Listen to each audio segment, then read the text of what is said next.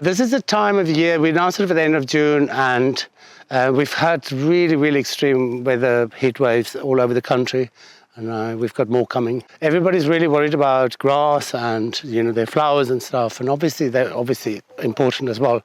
But don't forget about your trees, and especially trees that's been planted during the last two years. The roots have just not grown out far enough to go and find their own moisture. Helping them now and just giving them a bit of water, you know, twice a week, you know, the equivalent of a bucketful, is enough to keep them going.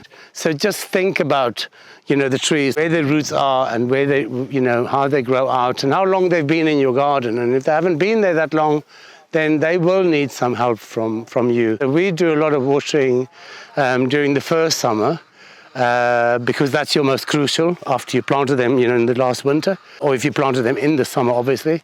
But then if you go into the second summer, you know, then we say, especially like during a heat wave like we've had, keep them happy enough to be alive, but don't spoil them. The equivalent is 2 buckets of water a week. And that's why we built like a little sump around, you know, with the extra soil that when we plant them, like a little dam wall around. The reason for that is you fill that little dam wall and it soaks through the root ball.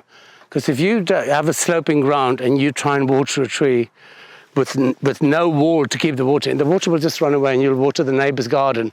You know what I mean? So just try and have some kind of system there so that when you're watering the tree, the water actually goes where the roots are. And that's really, really important. And when we get to September, that's when everybody can slow down the watering because everything's starting to slow down and they can start finding their own water a little bit. But from now, June, July, August is critical months to keep the trees going. And when it comes to watering trees, there are 3 rules, and that's water, water, and water.